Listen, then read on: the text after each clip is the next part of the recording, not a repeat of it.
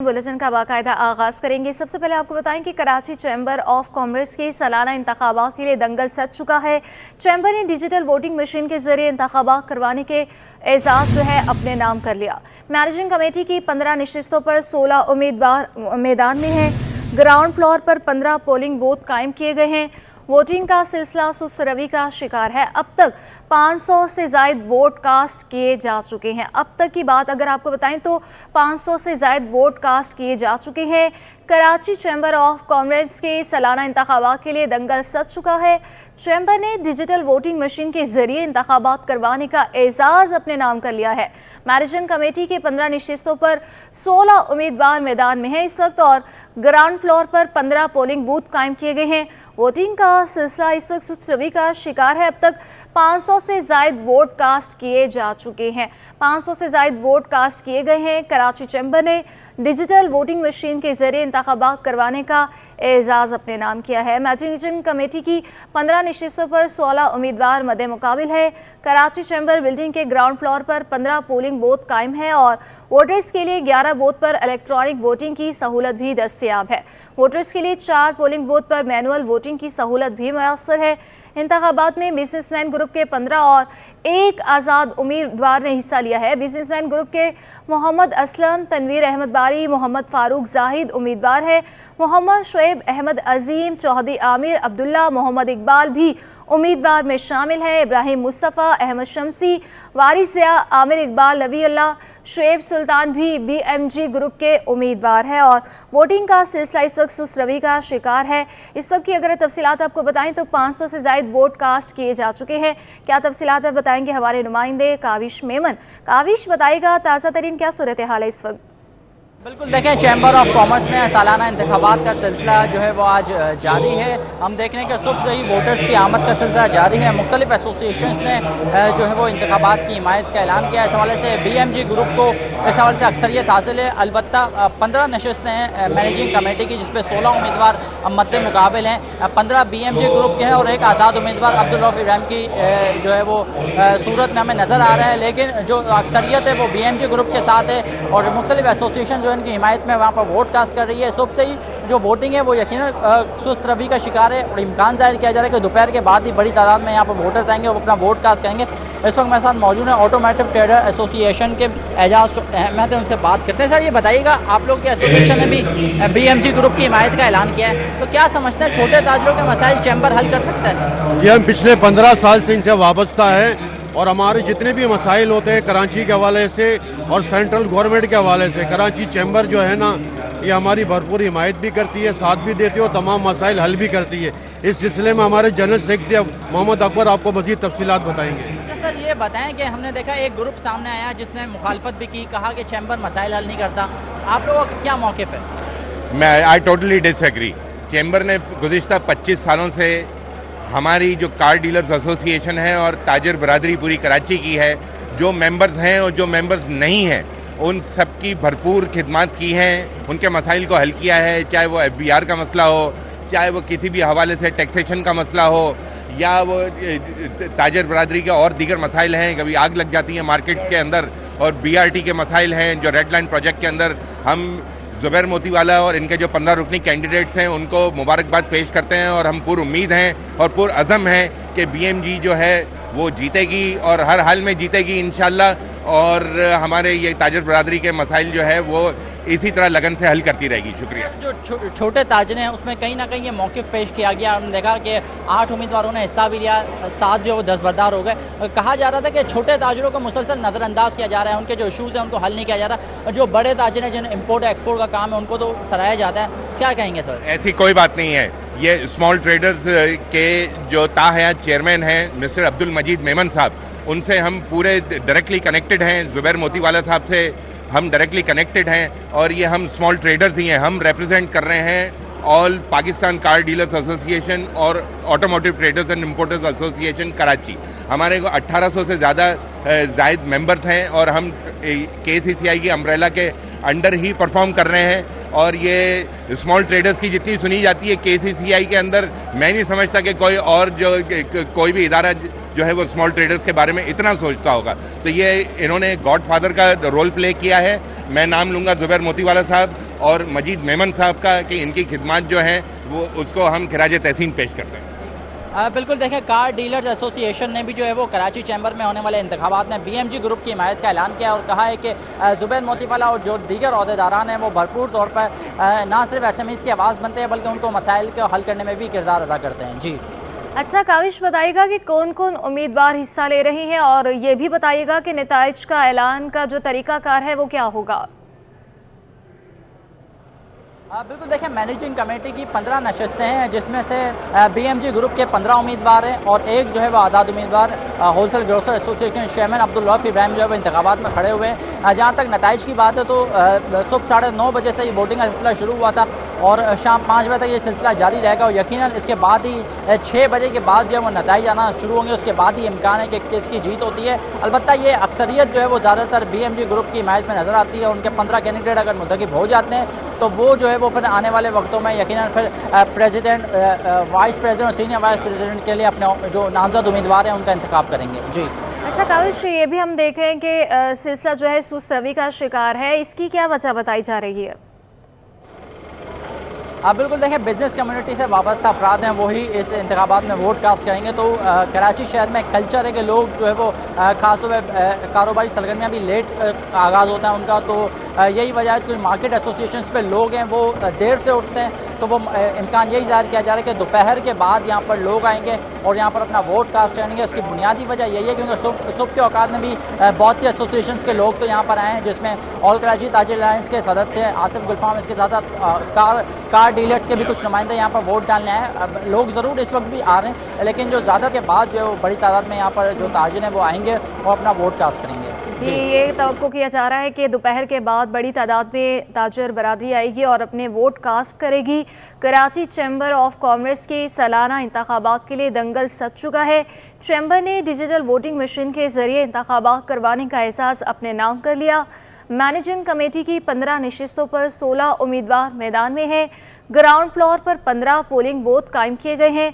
Voting का सिलसिला इस वक्त सुस्त रवि का शिकार है जबकि अब तक 500 से ज़ायद वोट कास्ट किए जा चुके हैं। काविश मेमन हमारे साथ मौजूद हैं और लम्हा बलम्हा तमाम तरीन सूरत हाल से हमें अपडेट कर रहे हैं। काविश, बताइएगा इस वक्त क्या ताज़ा तरीन सूरत हाल है, क्या मनासिर देख रहे हैं आप? बिल्कुल देखिए, इस वक्त जो है वो कार डीलर्स के जो एसोसिएशन है वो यहाँ पर मौजूद है और BMG ग्रुप की उन्होंने हिमायत का ऐलान किया। हमारे साथ अहदेदारान मौजूद हैं, उससे दोबारा बात करते हैं। अच्छा बताइएगा, हुकूमत तक डायरेक्ट रसाई तो एक आम ताजिर, छोटे ताजिर या एक हर फर्द की नहीं हो पाती, तो चैम्बर जो होते हैं वो ब्रिज का किरदार अदा करते हैं। तो क्या समझते हैं आने वाले वक्तों में अब जो नए कैबिनेट मुंतखब होकर आएगी वो आपके मसाइल हल कर पाएगी? बिल्कुल, हम पुर उम्मीद हैं, पुर अज़म हैं। BMG ने अपना किरदार पिछले 25 सालों के अंदर ये साबित कर चुकी है कि ये स्मॉल ट्रेडर्स, चाहे वो छोटा हो, चाहे वो पान के खोखे वाला हो या बड़ा कार शोरूम वाला हो, वो उनको एक ही नज़र से देखते हैं। उनका नज़रिया एक ही है कि आवाम की खिदमत, ताजर बरादरी जो है उसकी खिदमत की जाए। और पिछले बरसों से हम पर्सनली, हमारी जो कार डीलर्स एसोसिएशन है जिसको हम automotive traders and importers association Karachi को हम रिप्रेजेंट कर रहे हैं, और सारे आला अहदेदार यहाँ पर मौजूद हैं आपके सामने, और हमारा भरपूर सपोर्ट BMG को है और हम चाहते हैं कि आपका वोट बहुत कीमती है। और जो BMG के जो कैंडिडेट्स हैं मैनेजिंग कमेटी के 1 से लेकर 15 तक, इनको वोट देकर कामयाब बनाएं। ये जो पैनल है ये बड़ा कारआमद है और ये बड़ा आजमूदा है और इसके ऊपर कोई दूसरी राय नहीं है। ये जितनी कराची चैम्बर और BMG ग्रुप ने ताजर बरादरी की खिदमत की है उसको हम सलाम पेश करते हैं। अच्छा सर, ये बताइएगा, माजी में तो हमने देखा कि BMG ग्रुप के सामने कोई आता नहीं था, वो बिला मुकाबला ही जीत जाते थे, लेकिन इस बार हमने देखा कि कहीं ना कहीं से रेजिस्टेंस आई, छोटे ताजरों ने भी हिस्सा लिया। बहरहाल वो 7 लोग दस्तबरदार हो गए, लेकिन अभी भी एक आज़ाद उम्मीदवार की वजह से इलेक्शन हो रहा है। तो क्या समझते हैं, कहाँ कहीं कोई गलतियाँ हैं, कोताहियाँ हैं? ये एक जमहूरियत का हिस्सा है, हर किसी का हक है, एक जमहूरियत है, उसका शौक है, उसको पार्टिसिपेट करना चाहिए। अच्छा है मुकाबला, तो पता चल जाएगा शाम को 6 बजे कि आवाम किसको पसंद करती है, ताजिर किसको पसंद करती है। आप क्या समझते हैं, इसकी क्या वजूहत है? देखें, ये आप ये कह रहे हैं कि ये अनअपोज हमेशा जीतती आई है BMG, इसका क्या मतलब हुआ? इसका मतलब है कि ऑपोजिशन में कोई टक्कर का है ही नहीं इनके साथ। लेकिन यही, जैसे कि एजाज साहब जो कि चीफ कोऑर्डिनेटर भी हैं हमारे, तो वो इनका कहना यही है कि ये अभी डेमोक्रेसी है, हर एक का अपना राइट है, अपना राइट और वोट कास्ट किए जाएंगे। काविश, आप हमारे साथ ही रहिएगा। कराची चैम्बर ऑफ कॉमर्स के इलेक्शन में बीएमजी ग्रुप के मुखालिफ वाहिद उम्मीदवार अब्दुल रऊफ इब्राहिम ने कराची चैम्बर के इलेक्शन को धांधली ज़दा करार दे दिया। क्या तफसीलात है बताएंगे ये हमारे नुमाइंदे अयास राना। अयास बताइएगा। जी बिल्कुल, जैसे कि कराची चैम्बर के अंदर जो है वो इंतखाबात हो रहे हैं, लेकिन उसमें जो एक वाहिद कैंडिडेट है जिनकी वजह से जो है ये इलेक्शंस का इनेकाद किया जा रहा है, वरना ये सिलेक्शन यानी कि बिला मुकाबला जो है ये पूरा पैनल बीएमजी ग्रुप का जीत सकता था। मेरे साथ इस वक्त वाहिद कैंडिडेट जो है वो मौजूद हैं, रऊफ इब्राहिम, जो उनसे जानते हैं। रऊफ भाई, आप एक वाहिद कैंडिडेट हैं जिसकी वजह से ये इलेक्शंस हो रहे थे, अब आपके क्या तहफ़्फ़ुज़ात हैं, आप क्यों इतने बरहम नज़र आ रहे हैं? देखिए, बरहम तो इसलिए नज़र आ रहे हैं कि आप प्लेन फील्ड नहीं देंगे तो फिर बरहम नज़र आएंगे। जब हम जाते हैं हम उनसे कहते हैं कि आपने फाइनल लिस्ट जो पहले अनाउंस की थी वो आपने बोर्ड पे चिपका दी, हमें सर्कुलर क्यों नहीं दिया गया? जब दिया तो 45 उम्मीदवारों को दिया, ये कौन सा तरीका था? आज हम बैलेट पे जा रहे हैं कि आप बैलेट दिखाएं हमें, तो बोल रहे हैं जी ये है। तो मेरे भाई, ये तो पहले बोलना था आपको। जो कैंडिडेट बैठ चुके थे उसका अनाउंसमेंट आपने करना था ना, बस आप बैलेट पे आप कर रहे हैं। मैंने इनसे कहा कि ये आप पोलिंग एजेंट जो हमारे आए हुए हैं, और मैं भी गया तो मुझे गाली दी गई, मुझे जान से मारने की धमकी है, जिसका आप फोकस करें कि अगर मेरे आला हुकाम सुन रहे हों तो ये चैम्बर ऑफ कॉमर्स में क्या हो रहा है? क्या हम अपनी दरखास्त नहीं दे सकते? क्या वो रिसीविंग नहीं कर सकते? मेरे खदशात, मुझे जान से मारने की धमकी, गालियां। तो मैं बाहर हूँ, पोलिंग एजेंट हमारा कोई सब बाहर बैठे हैं, लेकिन मैं सिलसिला तोड़ना नहीं चाहता, जमहूरी अमल को नहीं तोड़ना चाहता, इसलिए खड़ा हूं। वाकई आप एक जगह पे अगर आप इस तरह कन्विंसिंग करेंगे कमरों में जाके, हम नहीं कर रहे। हमने कहा जब फेयर इलेक्शन होना ही नहीं है, जब यहाँ बिल्कुल आप समझें कि इलेक्शन एलीट क्लास के लिए होना है, एसएमईज की आवाज़ किसी को बनना नहीं है, प्रेशराइज किया जा रहा है मुझे मुख्तलिफ तरीकों से, गालियाँ और इस तरह ही प्रेशराइज। ये तो खुद कह रहे हैं कि हम एक जमहूरी अमल का तसलसल लेके चले, जहाँ पूरे पाकिस्तान में नहीं हुए। यहाँ सिर्फ कराची चैम्बर एक वाहिद है जहाँ पे आपकी वजह से सिर्फ एक वाहिद आप रह गए कैंडिडेट, जिसकी वजह से आज ये इलेक्शंस हो रहे हैं। तो क्या आप जमहूरियत के साथ थे, या आप ये जो सिलेक्शन होना चाह रहा था आप उसको नहीं समझते? क्या आप जो खड़े हैं किस मकसद और कौन सी सीट के लिए खड़े हो? देखिए, मुझे सीट का कोई शौक नहीं है। एमसी मेंबर बनना, मैनेजिंग कमेटी मेंबर बनना, ये शौक नहीं होता है। देखें, जब आवाज बुलंद आप करेंगे नहीं तो तब्दीली आएगी। अगर एसएमईज के लिए आवाज बुलंद नहीं करेंगे तब्दीली आएगी। इलेक्ट्रिसिटी के लिए आवाज बुलंद नहीं करेंगे तब्दीली आएगी। एलीट क्लास के लिए चैम्बर ऑफ कॉमर्स नहीं बनी थी। आज हमारे एसएमईज भी वो तो सोचे ना आज कि अगर आपके नुमाइंदों को, मैं तो एक कैंडिडेट हूं ना, ये लाखों करोड़ों रुपए इन्होंने खर्च किए ना, मैंने तो नहीं किया ना भाई। आप मुझे बताएं इलेक्शन किस लिए हो रहा है? इसलिए हो रहा है कि भाई हम आवाज हुए। मैं अपनी जीत समझ रहा हूं इसमें। आज पोलिंग का अमल है, उसको रोका नहीं गया, लेकिन पोलिंग का अमल जारी है। कराची चैम्बर ऑफ कॉमर्स के सालाना इंतखाबात के लिए दंगल इस वक्त सज चुका है। चैम्बर ने डिजिटल वोटिंग मशीन के जरिए इंतखाबात करवाने का एहसास भी अपने नाम किया है। मैनेजिंग कमेटी की 15 नशिस्तों पर 16 उम्मीदवार मैदान में हैं।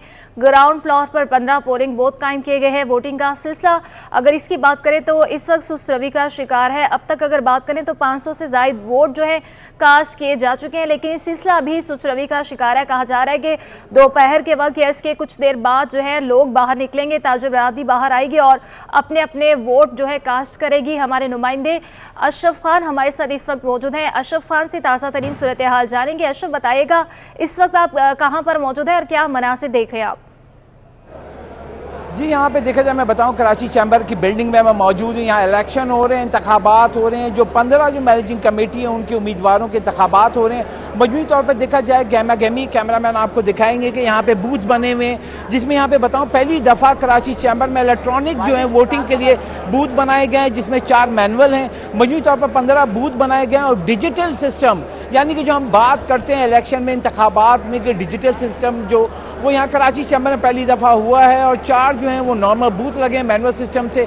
और यहाँ पे देखें गहमा गहमी के जो लेडीज़ बूथ भी है, जो लेडीज़ मेंबरान हैं वो भी ई वोटिंग यानी इलेक्ट्रॉनिक वोटिंग जो है वो आपको होती हुई दिखाई दे रही है कि यहाँ पे बासानी उनके वोट के इंदराज करके वहाँ फैमिली मतलब जो लेडीज़ बैठी हुई हैं वो बताती हैं कि लेडीज़ बूथ है, मैनुअल एंड ई वोटिंग हो रही है और यहाँ पे वो अपने वोट का हक इस्तेमाल कर सकेंगे। और यहाँ पे बताएं इसके अलावा बूथ नंबर 2 है ई वोटिंग का, इलेक्ट्रॉनिक वोटिंग हो रही है और यहाँ पे आके वो जदीद तरीके से ये इंतज़ाम सहूलत यहाँ पे फराम की गई है। यानी ये तमाम जिस हॉल में हम मौजूद हैं इलेक्ट्रॉनिक वोटिंग है, और इलेक्ट्रॉनिक वोटिंग के ज़रिए अपना सिर्फ बायोमेट्रिक करना है, बायोमेट्रिक करके अपने वोट का इंदराज कर लिया जाएगा। यहाँ पे बताएं कि गहमा गहमी है। यहाँ साबिक सदर कराची चैम्बर जो हैं हमारे साथ मौजूद हैं।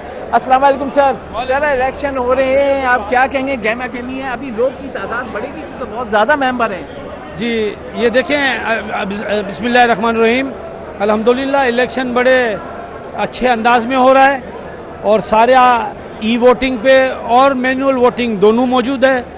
मैं एक्चुअली 2018 का एक प्रेसिडेंट हूँ। जो 2018 में इलेक्शन हुआ था उसको मैं ही कंटेस्ट कर रहा था, लेकिन उस वक्त मरहूम तेली साहब थे। आज हमारे जुबैर मोतीवाला साहब हैं। इस बार की इलेक्शन कंपनिंग भी जो है वो इलेक्शन सेल का चेयरमैन भी मुझे बनाया था, क्योंकि लास्ट इलेक्शन हमने किया था। तो मैं आपको बता दूं कि अल्हम्दुलिल्लाह हर चीज़ बड़े खुश असलूबी से चल रही है। और ये जो काम हो रहा है ना, इससे आपको एक डेमोक्रेटिक वे नज़र आ रहा है। ये अलग बात है कि एक तरफ 15 और एक तरफ एक आदमी है, तो दूसरे 8 आदमी भी ये काम देख के बैठ गए हैं। जुनेद साहब, एक खुसूसी चीज़ है जो मैंने आगे देखी, इलेक्ट्रॉनिक वोटिंग। हमारे आम इंतखाबात जनरल की बात हुई कि मुल्क भर में आम इंतखाबात होंगे जिसमें जनवरी के इंतजाम पर, तो क्या इलेक्ट्रॉनिक वोटिंग होना इतना मुश्किल? जब कराची चैम्बर करा सकता है इलेक्ट्रॉनिक वोटिंग, तो क्यों नहीं मुल्क का हो सकता? देखें, ई वोटिंग जो है वो इतना आसान है और हमने अभी वोट कास्ट किया। आप यकीन करें 1 मिनट से भी कम वक्फा लगा, सिर्फ QR कोड सामने डाला और सामने नाम आ गए स्क्रीन पे। हमने टिक टिक टिक किया और उन्होंने कहा you want to vote cast, हमने दबा दिया, वोट कास्ट हो गया। अब मुझे बताओ उसके अंदर में 20 सेकंड लगे। और ये हमारा मुल्क जो है जिसके अंदर में थक गए कि भाई ई वोटिंग कराओ, ई वोटिंग कराओ, इससे फ़ायदा क्या होगा? इससे फ़ायदा ये होगा कि ये जो डुप्लीकेशन, फेक, बेईमानी, धोखाबाजी, ये अनसिंसियरिटी, ये सब ख़त्म हो जाएगी और ये ऑटोमेटिकली जो है सिस्टम के साथ, डेटा के साथ जो है वो एक सामने नॉमिनेट हो जाएगा बंदा और आ जाएगा। जुनेद साहब, एक मिसाल मतलब देने, कराची चैम्बर मुल्क भर में पहला चैम्बर हो गया, इलेक्ट्रॉनिक वोटिंग भी करा रहा है, जदीद तरीके को इस्तेमाल कर रहे हैं। हम ये मुल्क भर में भी इसको इस्तेमाल कर सकते हैं। यहाँ पे हम बात करें, और भी लोग हैं हमारे जो हमारे बहुत साथ हैं। अस्सलाम वालेकुम सर। सर इलेक्शन हो रहे हैं, आप क्या कहेंगे कि इलेक्ट्रॉनिक वोटिंग भी हो रही है, आम एक गहमा गहमी हुई है, क्या मैसेज देंगे? सबसे बड़ा मैसेज तो ये है कि कराची चैम्बर ने एक प्रेसिडेंट ये सेट किया है कि देखें इलेक्ट्रॉनिक ई वोटिंग के ज़रिए लोग अपना वोट कितनी आसानी से कास्ट कर रहे हैं। ऑटोमेटिक हमारा रिज़ल्ट कंपाइल हो रहा है और जो सही मानों में जो डेमोक्रेटिक नॉर्म्स हैं टेक्नोलॉजी के साथ वो हम इम्प्रूव कर रहे हैं। फिर आपको मालूम है कि हमारा जो कराची चैम्बर है वो पाकिस्तान का सबसे बड़ा चैम्बर है, दुनिया का 8वां बड़ा चैम्बर है। और हम ये एक ट्रेडिशन को ये इस्टेब्लिश करने की कोशिश कर रहे हैं कि कराची के का जो मैंडेट है हमारे पास, इकोनॉमिक मैंडेट, उस पर हम पूरे उतर रहे हैं। और एक कैंडिडेट भी अगर सामने खड़ा हुआ है तो हम उसको मौका दे रहे हैं कि वो इलेक्शन लड़े और फेयर तरीके से कराची चैम्बर के मामला चलें। अच्छा सर, अगर और यहाँ खबर शामिल करेंगी, गवर्नर सिंध से निगरान वफाकी वजीर कॉमर्स, इंडस्ट्रीज और टेक्सटाइल डॉक्टर गौहर एजाज की मुलाकात हुई है। डॉक्टर गौहर एजाज गवर्नर की दावत पर स्टेक होल्डर से मुलाकात के लिए कराची आए हैं। मुलाकात के दौरान सनती पैदावार में इजाफे, शहर कायद में सनतों को बिजली और गैस की मुसलसल फराहमी से मुतालिक इकदाम पर तबादला ख्याल किया गया है। क्या तफसीलात है बताएंगे आजिज़ जमाली। आजिज़ जमाली, मुलाकात का अहवाल बताइएगा। जी हाँ, देखिए ये वफाकी वजीर हैं सनत व तजारत गौहर एजाज साहब, वो यहाँ पर पहुँचे हैं कराची में। वैसे तो कराची में वो कल से हैं। आज इनकी गवर्नर सिंध कामरान तिसोरी से बड़ी अहम मुलाकात हुई है। ये चूँकि गवर्नर सिंध के दावत पर ही यहाँ पर पहुँचे हैं, तो गवर्नर सिंध ने इनको कहा है कि कराची के जो स्टेक होल्डर्स हैं उनसे ज़रा इनकी मुलाकात होगी। और इसमें ख़ास तौर पे कराची में जो सनती पैदावार में जो बिजली का बहरान है, ख़ास तौर पे लोड शेडिंग का जो मसला है, बिजली के नरखों का जो इशू है, उस पर बातचीत हो रही है। और इस बात का कभी इम्कान है कि वफाकी वजीर गौहर एजाज के साथ कराची के ताजरों और सनतकारों की मुलाकात होगी और उसके साथ साथ के इलेक्ट्रिक के जिम्मेदारों की मुलाकात होगी। जी बहुत शुक्रिया आजिज़ जमाली। कराची पुलिस चीफ खादिम हुसैन रिंद से कराची इलेक्ट्रॉनिक्स डीलर्स एसोसिएशन के सदर रिजवान इरफान की क़यादत में 12 रुकनी वफ़द ने मुलाकात की है। वफ़द ने पुलिस चीफ से अमन अमान और दीगर उमूर पर भी बातचीत की गई है और दरपेश मसाइल से तफसीली तौर पर आगाह किया है। तफसीलात बताएंगे शाहज़ेब हुसैन। शाहज़ेब बताइएगा। जी बिल्कुल, देखिए कराची पुलिस चीफ खादिम हुसैन रिंद की 12 रुकनी वफ़द जो कि कराची इलेक्ट्रॉनिक डीलर एसोसिएशन है और उनकी जो सदर है सदर रिजवान के हमरा जो है मुलाकात हुई है कराची पुलिस चीफ ऑफिस में। उनको कराची पुलिस चीफ बनने पर जो है तैनात होने पर सदर रिजवान इरफान की जानिब से मुबारकबाद पेश की है। इसी हवाले से सदर इलेक्ट्रॉनिक एसोसिएशन को दरपेश मसाइल के हवाले से दो तरफा जो है तबादला ख्याल हुआ है और जिस तरीके से कराची में जो सूरत हाल है अमन अमान की, उस पर भी जो है तबादला ख्याल किया गया है। कराची पुलिस चीफ को खादिम हुसैन रिंद को जो है फूलों को गुलदस्ता भी पेश किया गया है सदर इलेक्ट्रॉनिक डीलर एसोसिएशन के अहदेदारों की जानिब से। जी बहुत शुक्रिया शाहज़ेब हुसैन। शहर काई के मकीनों को गैस के मसाइल ने अपनी लपेट में ले लिया। सुल्तानाबाद में घरेलू सारिफीन के साथ होटल मालिकान भी गैस की अदम फराहमी से परेशान हो गए हैं। मज़ीद जानते हैं हमारी नुमाइंदा राबेल अशरफ से। जी बिल्कुल, शहर कायद के बासी बुनियादी मसाइल से दो चार हैं। घरेलू सार्फिन को तो हम देखते ही कि गैस पानी बिजली का मसला जो है वो दरपेश होता है, लेकिन साथ ही साथ होटल मालिकान भी जो है गैस की अदम फरहमी के बायस जो है काफ़ी परेशान नज़र आते हैं। इस वक्त भी हम मौजूद हैं एक होटल पे जहाँ पर आप देख सकते हैं कि यहाँ पर जो है शहरियों को होटल मालिकान को कितनी मुश्किलात का सामना करना पड़ा है। सिलेंडर का इस्तेमाल करना पड़ा है क्योंकि गैस जो है वो नहीं आती। जी भाई, हमें ये बता दिएगा कि क्या कहते हैं जो है गैस का मसाइल का सामना है, आप सिलेंडर इस्तेमाल करें तो क्या कहना चाहेंगे, गैस कब तक आती है कब नहीं आती?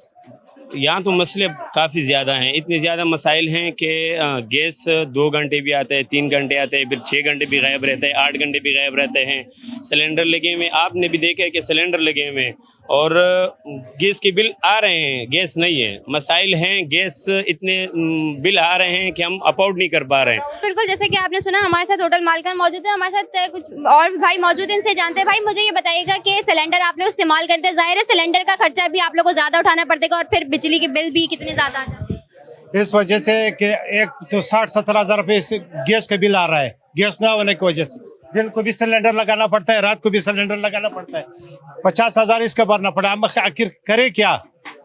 खुदकशी आपको लगावे या लोगों के बच्चे सुबह ही सवेरे स्कूल के जाने वाले बच्चे इधर लाइन में खड़े रहते हैं कि यार किसी के पास अंडा पका के दो, किसी को कुछ पका के दो, उनके पास कुछ भी नहीं है। बिल्कुल, जैसे कि आपने सुना हमारे साथ होटल मालिकान मौजूद है। घरेलू सार्फिन तो आपने देखा ही है कि परेशान भी नजर आते हैं, लेकिन साथ ही साथ जो है यहाँ पर होटल मालिकान भी काफ़ी ज़्यादा परेशान है। उनको ये कहना है कि छोटे छोटे बच्चे होते हैं वो जो सुबह लाइन में लगे रहते हैं सिर्फ अपने नाश्ते के इंतजार के लिए, क्योंकि घरों में लोगों के जो है वो गैस नहीं आती, जिसकी वजह से बच्चे जो है यहाँ पर बाहर होटल मालिकान के पास आते हैं, यहाँ पर होटल पर खाना खाने पर मजबूर हो गए। साथ ही साथ गैस भी इतनी महंगी हो गई है कि जिसके सिलेंडर भरवाने की वजह से जो है उनका आधे से ज़्यादा नुकसान इसी में हो जाता है, आधे से ज़्यादा लॉस इसी में हो जाता है। जी, senior model government secondary boys school Korangi number 2 school की छत खस्ता हाल हो चुकी है। दीवारें, खिड़कियां, दरवाजे और पानी की टंकी भी अबतर हालत में है। इस हवाले से मज़ीद बताएंगी हमारी नुमाइंदा सबा परवेज़। बिल्कुल, मैं इस वक्त मौजूद हूँ सीनियर मॉडल गवर्नमेंट स्कूल में। कोरंगी 2 नंबर में वाक़या ये स्कूल है और स्कूल की जो है वो इंतहाई खस्ता हालत है, जहाँ पे जो है वो बच्चे इस वक्त तालीम हासिल कर रहे हैं। और मेरे कैमरामैन वकास अगर आपको दिखा सकें तो स्कूल की क्लास की जो है छतें गिर रही हैं और इंतहाई खस्ता हालत है। बच्चे यहाँ पर नीचे पढ़ रहे होते हैं, जिसके बावजूद जो है वो यहाँ पर छत की और बिल्डिंग जो है वो गिरने वाली है, लेकिन फिर भी जो है वो बच्चे यहाँ पर मौजूद हैं, पढ़ रहे हैं। लाइट नहीं है, यहाँ पर बिजली नहीं है, इसके साथ साथ जो है वो दीवारों में जो है स्विच बोर्ड उतरे हुए हैं, कोई लाइट नहीं है, कुछ भी नहीं है। बच्चे जो है वो उसके बावजूद यहाँ पर मौजूद हैं। मेरे साथ जो है वो इस वक्त स्कूल के प्रिंसिपल भी मेरे साथ मौजूद हैं। मुझे बताइए कि कब से स्कूल की हालत है ये? देखिए, स्कूल की ये जो बिल्डिंग है, जब अभी ये हैंड ओवर हमारे हुई थी तकरीबन कोई 6-7 साल पहले, तो तब भी इसकी हालत कोई इतनी ज़्यादा जो है वो नहीं थी बेहतर। अभी जो पिछले साल की जो बारिशें हैं उनकी वजह से जो उसकी हालत है वो अबतर से अबतर होती जा रही है। और हम जो हमारे अफसरान बाला हैं उनको जो है इस हवाले से आगाह कर चुके हैं। और जो हमारे अफसरान बाला हैं, डिस्ट्रिक्ट एजुकेशन ऑफिसर, इस साल के महीने मेरे ख्याल से फरवरी या मार्च के अंदर जो है वो मैं दोबारा से एप्लीकेशन उनके पास लेके गया था और उन्होंने एमरजेंसी रिपोर्ट जो है वर्क्स डिपार्टमेंट को भी जो है वो भेजी है। मगर उसके बावजूद भी 2 बार जो है वो एक सिलसिला होता है वर्क्स डिपार्टमेंट से M&R का, मेंटेनेंस एंड रिपेयरेंस की उनकी स्कीम्स होती हैं, वो उसमें 2 गुजर चुके हैं, मगर वो अब तक मेरे स्कूल का जो है वो नाम इस पर नहीं आया। और रिसेंटली भी अभी एक जो है वो इन प्रोसेस है, मगर मैं उसमें कोशिश कर रहा हूँ। तो स्कूल की जो है वो ऊपर पानी की टंकी है, वो भी आपने बताया कि वो भी खस्ता हालत है, टूट रही है, तो उसका क्या सिलसिला? असल में सबसे ज़्यादा इशू तो वही है मेरा मेन, कि टंकी की जो छत है वो बहुत ज़्यादा जो है वो ख़राब हो चुकी है और वो गोल होती जा रही है। हमने उसके अंदर पानी वानी भरना जो है वो छोड़ दिया है, मगर उसके बावजूद भी ख़तरा तो ख़तरा है जी। मेरे स्कूल के अंदर जो है वो 567 यानी 5, 6, 7 बच्चे जो हैं वो हैं, और सामने वाला स्कूल जो हमारे गर्ल्स प्राइमरी का है वो उसके अंदर भी तकरीबन 450-500 करीब बच्चे हैं, तो 1000, 1100-1200 बच्चे यहाँ पे हर साल रहते हैं। जी बिल्कुल, तादाद भर रही है और उसके साथ ख़तरा भी जो है वो बढ़ता जा रहा है। 1000 से लेकर 1200 तक के जो है वो तलबा यहाँ पर तालीम हासिल कर रहे हैं। सेकेंडरी स्कूल में बच्चे जो हैं वो खस्ता हाली के बायस जो है वो परेशान है। स्कूल की पानी की टंकी जो है वो भी टूट चुकी है, उसको खाली कर दिया गया है। जो स्कूल प्रिंसिपल हैं वो अपनी मदद के तहत जो है वो यहाँ पर पानी भरवाते हैं बच्चों के इस्तेमाल के लिए। इसके साथ साथ जो है वो स्कूल के दरवाजे खिड़कियाँ सब टूट फूट चुकी हैं, छत गिरने वाली है, उसके बावजूद बच्चे यहाँ पर तालीम हासिल कर रहे हैं। प्रिंसिपल का यही कहना था, उन्होंने एप्लीकेशन दी है, दरख्वास्त दी है, लेकिन अभी तक जो है वो उस पर कोई अमल दरामद नहीं किया गया। जी। नेशनल हाईवे लिंक रोड पर ट्रांसपोर्टर्स का धरना तीसरे रोज भी जारी है। ट्रांसपोर्टर्स ने आज नेशनल हाईवे और सुपर हाईवे बंद करने की धमकी दी है। सुपर हाईवे और कौमी शाहराह को मिलाने वाली अहम सड़क 3 रोज से मुकम्मल बंद है। All Pakistan oil tanker association की जानिब से लगाए गए एहतजाजी कैंप में ट्रांसपोर्टर्स की बड़ी तादाद मौजूद है। इस वक्त हमारे नुमाइंदे शाहजेब जो है मुजाहिरीन के हमरा मौजूद हैं, उनसे इस हवाले से मज़ीद तफसीलात जो है जानेंगे। शाहजेब बताइएगा इस वक्त क्या सूरत हाल आप देख रहे हैं? बिल्कुल, देखें सूरत हाल के हवाले से आगाह किया जाए तो इस वक्त मैं कौमी शाहराह पर मौजूद हूँ और ये कौमी शाहराह यहाँ से लिंक रोड शुरू होता है जो कि 22 किलोमीटर तवील लंबा है, जो कि सुपर हाईवे को मिलाता है। इस दौरान एक टूल प्लाज़ा कायम किया गया है। मुबैना तौर पर कुछ शरपसंद अनासर हैं उनकी जानिब से, ना कोई वहाँ पर कोई ऐसा इदारा मौजूद है जिसमें कोई कहा जा सकता है कि जिसमें नेशनल जिस तरीके से मोटरवे पुलिस हो या कोई ऐसा इदारा जो वहाँ पर तैनात हो, बल्कि बताया जाता है वहाँ पर कुछ कब्ज़ा माफिया बैठे हुए हैं जो रोज़ाना की बुनियाद पर जो वहाँ से ऑयल टैंकर या इसी तरीके से कोई ख़ाम माल ले जाने वाला जो ट्रक होता है वो जो है वहाँ पर उनसे 5000 रुपये फ़ी ट्रक लिया जाता है। और जब शहर से बाहर जा रहे होते हैं उस वक्त 5000 लिया जा रहा था, जब शहर में दाखिल हो रहे होते हैं उस वक्त जो है 5000 रुपये वसूल किए जाते हैं, जिस पर यहाँ के जो ट्रांसपोर्टर्स हैं all Pakistan oil tanker association, इसी तरीके से all Pakistan edible oil tanker association और इसी तरीके से जो यहाँ के ट्रांसपोर्टर्स हैं जो रोज़ाना की बुनियाद पर एक शहर से दूसरे शहर अपना जो है तिजारत का जो सिस्टम है उसको बहाल रखते हैं, वो जो है यहाँ पर आज अपनी गाड़ियाँ जो है बंद करके बैठे हुए हैं। बल्कि आज ये कहना होगा कि आज इनका तीसरा रोज़ है और इस वक्त जो है एहतजाजी तौर पर अपनी गाड़ियाँ जो है इन्होंने बंद कर दी हैं और सड़क पर लाकर खड़ी कर दी हैं। इस वक्त मेरे साथ all Pakistan edible oil association के जो चेयरमैन हैं बख्तावर खान साहब मेरे साथ मौजूद हैं। उन्हीं से जानते हैं, बख्तावर साहब ये बताएगा कि आप लोग का गुज़िश्ता माह भी इसी तरीके से एहतजाजी धरना था, वो भी जो है 3-4 दिन चला, फिर उसके बाद आपके जो है मुज़ाकरात हुए इंतज़ामिया की जानिब से, लेकिन उन मुज़ाकरात कामयाब होने के बाद फिर दोबारा वही सूरत हाल आप पहुँची है। आप लोगों का क्या मुतालबा है, ये किस तरीके से वहाँ पर जो है टूल टैक्स लिया जाता है, मुबैना तौर पर भत्ता वसूल किया जाता है? बिस्मिल्लाहिर्रहमानिर्रहीम। मैं आप लोगों का शुक्रिया हूँ। आप लोगों से कोई बात छुपी हुई नहीं है, ये आधा किलोमीटर भी नहीं है। पूरे पाकिस्तान में कराची से लेकर पेशावर तक हम जाते हैं, हम 4500 टूल देते हैं। यहाँ ऐसा एक गुंडागर्दी है कि अगर आप कराची से पेशावर से कराची आते हो फिर भी 5000 दे दो, और अगर आप कराची से पेशावर जाते हो फिर भी 5000 दे दो। ओनली 22 किलोमीटर रोड है, 22 किलोमीटर में 5 किलोमीटर बना भी नहीं है और टोल टैक्स भी लगा हुआ है और कांटा भी लगा हुआ है। हमारा टोल टैक्स से कोई इतराज़ नहीं है। NHA अगर ये NHA लगावे, वफाक लगावे, टूल लगावे, कोई मसला नहीं है, लेकिन 5000 भत्ता चल रहा है जो 24 घंटे के अंदर हज़ारों गाड़ी जा रहा है, हज़ारों गाड़ी आ रहा है। तो 3 से 4 से 5 करोड़ का 24 घंटे का भत्ता इस कांटे पे, इस टूल पे हमारे ट्रांसपोर्टरों से ले रहा है, चाहे वो ऑयल टैंकर है, चाहे वो डैम्पर है, चाहे वो गुड्स है, चाहे कौन सा ट्रांसपोर्ट हो। और 50 से 100 क्लाशनकोफ वाले खड़े किए हैं।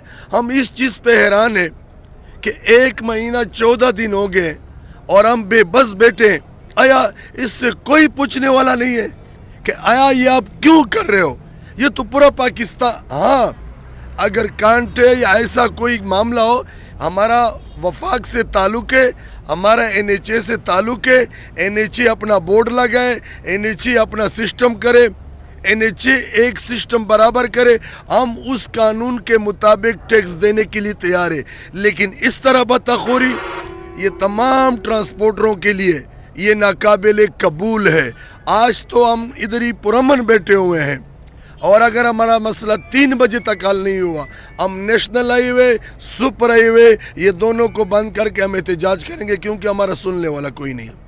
जी बिल्कुल, इनकी जानिब से कहा जा रहा है कि इनकी आवाज़ सुनने वाला कोई नहीं है। इसी तरीके से वाइस चेयरमैन हमारे साथ मौजूद है, हमसे बात करते हैं। जनाब, ये बताएगा कि जिस तरीके से देखा जाता है कि गुड ट्रांसपोर्ट हो गया या जितना भी खाम माल हो गया या ऑयल हो गया, जिस तरीके की जो ट्रांसपोर्ट होती है वो कराची से निकलती है और पूरे पाकिस्तान जाती है। पंजाब हो गया या पेशावर हो गया या KPK हो गया, सब जगह जाती है।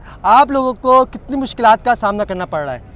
बिस्मिल्लाहिर्रहमानिर्रहीम। वाइस चेयरमैन अशरफ गुजर बोल रहा हूँ। जनाब, हम बहुत मुश्किलात में हैं। 1 महीना 14 दिन हो गया हम लोगों को। इंतज़ामिया के सिर में यूँ तक नहीं रेंगी। हमारी अपील है कोर कमांडर कराची से, बराए मेहरबानी मुदाखलत करके हमारी आवाज़ सुने और हमारे नुमाइंदों को बुलाएं, इनको बिठा के हमारी बात आगे पहुँचाएँ। हमें बोला जाता है कि ये रोड ये प्राइवेट रोड है।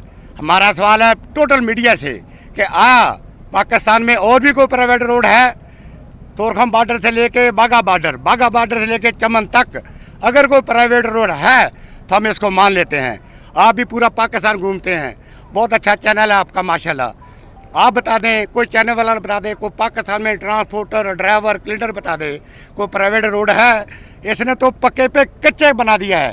कच्चा तो हमने सुना था अबाड़ो, गोटकी, शिकारपुर, कंदकोट, ये तो कच्चा मैंने सुना, लेकिन इसने पक्के पे कच्चा बना दिया। हम बेबस हैं। जैसे चेयरमैन साहब ने बोला है कि 3 बजे तक हमारी सुनवाई हो गई तो ठीक है, वरना नेशनल हाईवे, सुपर हाईवे हो सकता हम सखर भी बंद करें। आज इस वक्त एहतजाज किया जा रहा है और नेशनल हाईवे लिंक रोड पर ट्रांसपोर्टर्स का धरना 30 रोज़ भी जारी। उन्होंने कहा है कि अगर 3 बजे तक हमारे मुज़ाकरात नहीं हुए, हमारी बात नहीं सुनी गई तो नेशनल हाईवे और सुपर हाईवे को भी बंद कर देंगे। तफसीलात से हमें आगाह कर रहे थे शाहज़ेब हुसैन, आपका बहुत शुक्रिया। ऑरेंज लाइन बस मंसूबा कामयाब या नाकाम? ऑरेंज लाइन बस मंसूबे को शुरू हुए 1 साल बीत गया। मंसूबे के बारे में कहा गया था कि इससे रोज़ाना 5000 मुसाफिर इस्तेफादा करेंगे, लेकिन ऑरेंज लाइन से रोज़ाना 1000 मुसाफिर भी सफ़र नहीं कर रहे। मंसूबे को ताहाल ग्रीन लाइन से ना जोड़ा जा सका। आदिया नाज से मज़ीद अपडेट लेंगे। आदिया, बताइएगा। बिल्कुल, ऑरेंज लाइन बस सर्विस को 1 साल का अरसा बीत गया। गुज़श्ता साल सितंबर में इस बस सर्विस का जो है वो आगाज़ हुआ था और इंतज़ामिया की जानिब से ये दावा किया गया था कि इस बस सर्विस को जो है वो ग्रीन लाइन के साथ जोड़ा जाएगा, लेकिन 1 साल का अरसा बीत गया था, हाल इसे ग्रीन लाइन के साथ जो है वो लिंक नहीं किया जा सका है। बस सर्विस का रूट जो है वो यहाँ जिस मुकाम पर इस वक्त मौजूद हूँ, ये मैट्रिक बोर्ड का मुकाम है और मैट्रिक बोर्ड से शुरू होता है ये मंसूबा। टाउन म्यूनसिपल ऑफिस और रंगी टाउन पर जाकर इख्तिताम पजीर हो जाता है। तकरीबन 3.9 किलोमीटर तवील ये मंसूबा है, जिसे बहुत मुख्तसर मंसूबा कहा जाता है BRT का। इंतज़ामिया की जानिब से इस हवाले से मौक़िफ़ भी अपनाया गया था कि तकरीबन दिसंबर के आखिर में, गुज़श्ता साल जो दिसंबर 2022 का महीना था, उसमें इसको लिंक किया जाएगा, लेकिन ताहाल ये ट्रैक जो है यहीं पर आकर इख्तिताम पजीर हो जाता है, जिसकी वजह से गाड़ी में राइडरशिप भी बहुत ज़्यादा कम है। और ये मंसूबा कब दोबारा इसको ग्रीन लाइन से लिंक किया जा सकेगा, इस हवाले से इंतज़ामिया किसी भी किस्म का कोई तसल्ली बख्श जवाब देने से कासिर है। आप देख सकते हैं मेरे लेफ़्ट साइड पर गाड़ी जा रही है और इसमें बैक साइड पर कुछ पैसेंजर बैठे हुए आपको नज़र आ रहे होंगे। ओवरऑल पूरी गाड़ी जो है वो खाली है। तो अगर ये बात कही जाए कि ऑरेंज लाइन बस मंसूबा लॉस में जा रहा है तो गलत नहीं होगा। इसके बरक्स अगर ग्रीन लाइन मंसूबे के हवाले से बात करें तो BRT का पहला मंसूबा जो कि कराची में वफाकी गवर्नमेंट की जानिब से चलाया गया था, इंतहाई कामयाबी के साथ रवां दवा है राइडरशिप उस पर बहुत ज़्यादा है और इंतज़ामिया ने जो एक रेशियो तय किया था पैसेंजर्स का, उससे कहीं ज़्यादा पैसेंजर उस बस के अंदर सफ़र कर रहा है। जबकि रोज़ाना की बुनियाद पर 5000 का रेशियो तय किया गया था कि ऑरेंज लाइन से पैसेंजर जो है वो सफ़र करेगा, लेकिन 5000 तो एक बात इंतज़ामिया की जानिब से जो 20 बसें चलाई गई थी वही मुकम्मल तौर पर पूरी इस ट्रैक के ऊपर नहीं चलती हैं। बहुत सी बसों को जो है वो डिपो पर ही खड़ा कर दिया जाता है और कुछ गाड़ियां जो है ट्रैक पर लाई जाती हैं और मंजर उनका ये होता है कि बहुत शाज़ो नादिर ही होगा कि इसके बस के ऊपर किसी पैसेंजर ने खड़े होकर सफ़र किया हो, क्योंकि ये कभी फुल नहीं होती है। हमेशा से लोग ये एतराज़ करते हैं कि इस मंसूबे को जब तक बढ़ाया नहीं जाता राइडरशिप इस पर नहीं होगी और इंतज़ामिया इस हवाले से अब भी यही कहती है कि जल्द इसको जो है वो ग्रीन लाइन से कनेक्ट करेंगे। अनाज़रीन, सुल्तानाबाद का पार्क इंतज़ामिया की गफलत के बायस खंडर का मंजर पेश करने लगा है। पार्क में दीवारें हैं और ना ही सफाई सुथराई का कोई निज़ाम मौजूद है। मज़ीद बताएंगे हमारी नुमाइंदा अक्सा शाहिद। जी बिल्कुल, वैसे तो खेलों के मैदान ऐसे आलिशान बने हुए होते हैं कि वो लगता है कि उनको ग्राउंड की शक्ल दी जाती है। मैं इस वक्त सुल्तानाबाद क्वींस पार्क में मौजूद हूँ। मेरे कैमरामैन वकास लोधी आपको क्वींस पार्क की जो शक्ल दिखाएं तो वो इस तरह की है कि यहाँ पे पार्क तो दूर की बात है, ना दीवारें बनी हुई हैं, एक झूला सा है वो भी टूटा फूटा है, बच्चे पतंग उड़ा रहे हैं, कुछ बच्चे क्रिकेट खेल रहे हैं। लेकिन पार्क की बात करें तो अलबत्ता ये कहीं से पार्क नहीं लगता, बिल्कुल उजड़ चुका है। यहाँ के रहायशी हमारे साथ मौजूद हैं, इनसे बात कर लेते हैं। सर बताइएगा, कब से है इस पार्क की हालत? ये तकरीबन 10 साल हो गए कि इस पार्क की हालत इस तरह है। अब तो कंडरात का शिकार बन चुका है और तकरीबन 10 साल पहले ये बन गया था, लेकिन उसकी ज़िम्मेदारी अच्छी तरह नहीं निभा सकी, ना उसके कोई चौकीदार था, ना कोई सिस्टम था, जिसकी वजह से ये दोबारा कंडरात के शक्ल में आ गया है। अच्छा सर, ये बताइएगा, तो आप लोगों ने कभी कुछ सोचा नहीं, कहीं कंप्लेन नहीं की कि पार्क की थोड़ी बहुत तो कंडीशन सफाई सुथराई हो जाए? काफ़ी की, लेकिन कोई पूछने वाला नहीं है, पुरस्तान हल नहीं है। कोई पार्क जो 10-12 साल पहले बने वही बने नेमतुल्लाह के दौर में, उसके बाद पार्क कोई नहीं बना। गैस नहीं है, बिजली नहीं है, पानी नहीं है, मसले ही मसले हैं। क्या बनेगा पाकिस्तान का, अल्लाह ही। अब तो इंतखाबात हो चुके हैं, तो टाउन चेयरमैन वगैरह ने आके कुछ नहीं किया? टाउन चेयरमैन तो भी नहीं है वो करते ना। यहाँ चेयरमैन जो है उनके सीट लटके हुए हैं, बीच में पीटीआई और पीपल्स पार्टी का अपना पड्डा चल रहा है, तो कोई खातिर ख्वाह नहीं हुआ, वैसी लवारिसी है। बिल्कुल यकीनन आपने सुना कि इनका कहना है कि यहाँ पे कोई नहीं आता नज़रसानी करने। पार्क में गंदगी यहाँ पर है, साइडों में अगर हम देखें तो बिल्कुल जो है वो कचरा जमा हुआ है, बच्चे यहाँ पर धूप में खेल रहे हैं, कोई झूले नहीं हैं, कोई ऐसा यहाँ पे ग्रीनरी हमें नज़र नहीं आ रही। बिल्कुल ये पार्क जो है वो खंडर का मंजर पेश कर रहा है। जी, जनवरी में आम इंतखाबात का मामला, chairman Peoples Party Bilawal Bhutto Zardari ने पार्लिमानी बोर्ड्स तश्कील दे दिए हैं। चारों सूबों में पार्लिमानी बोर्ड्स के मेंबरान का ऐलान कर दिया। पार्लिमानी बोर्ड्स कौमी और सूबाई असम्बली के टिकटों का फैसला करेंगे। तफसीलात जानेंगे हमारे नुमाइंदे आजिज़ जमाली से। आजिज़ बताइएगा। जी हाँ, कौमी असम्बली और सूबाई असम्बली के इलेक्शन के लिए सियासी हलचल शुरू हो गई है। पाकिस्तान पीपल्स पार्टी के चेयरमैन बिलावल भुट्टो जरदारी ने चारों सूबों में पार्लियामेंट्री बोर्ड तश्कील दे दिए हैं। सूबाई सदूर और जनरल सेक्रेटरी इन पार्लियामेंट्री बोर्ड में शामिल होंगे। चारों सूबों में कौमी और सूबाई असम्बली के इलेक्शन के लिए पार्टी के उम्मीदवारों को टिकट देने का फैसला ये पार्लियामेंट्री बोर्ड करेंगे। सूबा सिंध का जो पार्लियामेंट्री बोर्ड है उसमें तमाम जो सूबाई सरकर्दा रहनुमा हैं वो शरीक हैं। निसार अहमद खोड़ो हैं, मुराद अली शाह हैं, वकार मेहदी हैं, ताज हैदर हैं, शाजिया अता मरी हैं, रुखसाना जुबैरी हैं, कायम अली शाह हैं, मौला बख्श चांडियो हैं, खुर्शीद अहमद शाह हैं। तमाम जो 30 रुकनी पार्लियामेंट्री बोर्ड सूबा सिंध की बनाई गई है, जो सबसे बड़ा बोर्ड है। इसी तरह दीगर सूबों में भी पार्लियामेंट्री बोर्ड बने हैं, जिनमें सूबों का सेक्रेटरी, सदर और उसके अलावा जो चारों सूबों के सरकर्दा रहनुमा हैं वो इन पार्लियामेंट्री बोर्ड में शरीक हैं, जो जल्द से जल्द पार्टी उम्मीदवारों से दरखास्तें तलब करेगा। जी बहुत शुक्रिया आजीज़ हमारे। निगरान सिंध हुकूमत ने अदालती फैसले की धज्जियां उड़ा दी। अदालती पाबंदी के बावजूद 18 ग्रेड के हेडमास्टर मोहम्मद अयूब को programme manager reform sport unit तालीम तैनात किया है, जिसका महकमे स्कूल तालीम ने नोटिफिकेशन जारी किया। तफसीलात बताएंगे आज़ाद नूहरी। आज़ाद बताइएगा। जी बिल्कुल, सिंध हाई कोर्ट की तरफ से महकमा स्कूल तालीम में टीचिंग स्टाफ को इंतजामी पोस्टों पर तैनात करने से रोकने के बावजूद ही इस पर अमल रोक न सका। इस वक्त निगरान हुकूमत ने भी 18 ग्रेड में तरक्की पाने वाले हेडमास्टर मोहम्मद अयूब को programme manager reform support unit महकमा स्कूल तालीम तैनात कर दिया है, जबकि इनकी जो है तैनाती का नोटिफिकेशन भी महकमा स्कूल तालीम ने जारी कर दिया है, क्योंकि एक वक्त अदालत की पाबंदी है, उसके बावजूद शख्स की इस पौधे पर तैनाती कर दी गई। इसके अलावा महकमा सर्विसेज जनरल एडमिनिस्ट्रेशन व कोऑर्डिनेशन ने एक और नोटिफिकेशन जारी करके जो तकरीर के मुंतजर है इकबाल हुसैन जल्दान, जिनको महकमा आरक्षण सर्विसेज में सेक्शन अफसर के ओहदे पर जी, निगरान सिंध हुकूमत ने अदालती फैसले की धज्जियां उड़ा दी हैं। तफसीलात बता रहे थे आसाद नूरी, आपका शुक्रिया। ऑस्ट्रेलियाई हाई कमिश्नर का कहना है कि पाकिस्तान और ऑस्ट्रेलिया अच्छे दोस्त हैं, लेकिन खेल के मैदान में बेहतरीन हरीफ होते हैं। पाकिस्तानी खेलों से मोहब्बत करने वाले लोग हैं, उन्हें सपोर्ट करते रहेंगे। मज़ीद बताएंगे हमारे नुमाइंदे जावेद इकबाल। जी, मैं इस वक्त मौजूद हूँ नेशनल स्टेडियम कराची में, जहाँ हमारे साथ मौजूद है ऑस्ट्रेलियन हाई कमिश्नर नील हॉक्सन। हम इनसे बात करेंगे। Sir, how you looking interest in sports in young girl?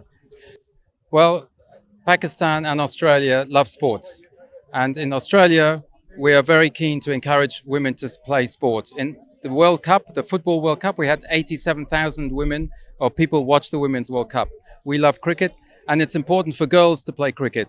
It teaches enthusiasm, teaches confidence, it teaches team spirits, and as the Australian High Commission, we're proud to work with our colleagues here, the Jalaluddin Academy, in hosting this competition. Listen to the girls cheer, listen to them, look at them smiling, look at them play, scoring sixes and things. It's fantastic. How do you think, how much sports is very important for countries' friendship and for strong relation? Sports brings people together. Pakistan and Australia are big friends, except when we play on the pitch.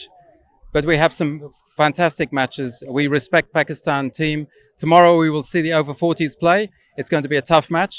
And then we will play in 31st of October in the ODI. And then the Pakistan team will come, the national team, to Australia over Christmas. We look forward to welcoming the Pakistani team in Australia, and may the best team win. Thank you sir. सुना आपने कि Australia high commission बताया था कि Australia Pakistan में खेलों के जरिए बेहतरीन दोस्ती हो रही है और पाकिस्तान ऑस्ट्रेलिया अच्छे दोस्त हैं, लेकिन खेलों के मैदान में खूब एक दूसरे के हरीफ हैं और अच्छी मुकाबले होते हैं। उन्हें उम्मीद है कि पाकिस्तान टीम मुख्तलिफ मैदानों में अच्छा परफॉर्म कर रही है और इस साल जो है आखिर में पाकिस्तान टीम, क्रिकेट टीम जो ऑस्ट्रेलिया का दौरा करेगी, जहाँ वो ज़बरदस्त अंदाज में खैर मकदम करेंगे पाकिस्तान टीम का। जी, 7वीं स्टूडेंट्स ओलंपिक्स गेम्स में O level Habib girls schools ने थ्रोबॉल का फाइनल मुकाबला जीत लिया। मज़ीद बताएंगे हमारे नुमाइंदे मोहम्मद हमाद। अजीत नेशनल कोचिंग सेंटर में 7वें स्टूडेंट ओलंपिक गेम्स में आज जो है थ्रोबॉल के मुकाबले में जो है ओ लेवल हबीब गर्ल्स स्कूल की टीम ने जो है ये फाइनल का मुकाबला विन कर लिया है और इस वक्त ये हमारे साथ जो है मौजूद है। हम इनसे बात कर लेते हैं। सबसे पहले तो आप मुझे बताइएगा, शुरू से लेकर अब तक जो मुकाबले आप लोगों ने जो खेले हैं वो कैसे लगा आप लोगों को, यहाँ पर मुकाबले और इंतजामात कैसे थे, फाइनल जीतने की कितनी खुशी? हम लोग ने पहले एक मैच खेला जिसमें हमने बहुत टफ़ टाइम दिया और बहुत मुश्किलों से हम जीते। उसके बाद हम आगे पहुँचे, उसके बाद उसमें भी बहुत टफ़ टाइम दिया जिसमें बहुत सारी कोशिशें करके भी आगे पहुँच गए और फिर फाइनल में गए डायरेक्ट। उसकी बहुत खुशी है कि हम जीते। बहुत प्राउड है मुझे अपनी टीम का और मुझे बहुत खुशी है कि सबने अपना बहुत बेस्ट दिया इस गेम में और ये इंतज़ामात वगैरह सब बहुत अच्छे थे। हमारे साथ जो है इनकी ही जो है खिलाड़ी जो साथ में इनके खेल रही थी, उनसे हम बात कर लेते हैं। आप मुझे बताइएगा, टूर्नामेंट में आप लोगों ने जीता है तो कितनी खुशी है, कोई सेलिब्रेशन वगैरह करेंगे जीतने की? सेलिब्रेशन तो बहुत होगी स्कूल जाके, लेकिन जीतने की बहुत ज़्यादा खुशी है और ये इवेंट भी बहुत अच्छी तरीके से ऑर्गेनाइज़ हुआ था। देखिए, ये हमारे साथ मौजूद हैं खिलाड़ी जो है हबीब गर्ल्स स्कूल के, जिनका ये कहना है कि इवेंट बहुत ही ज़बरदस्त था और इस इवेंट में हमने ये जो है फाइनल जीता है ओ लेवल का, जिनको इतनी जीतने की बहुत खुशी है और इनका ये कहना है जीतने के बाद स्कूल जाकर जो है इस जीतने का जश्न भी मनाएंगे। जी,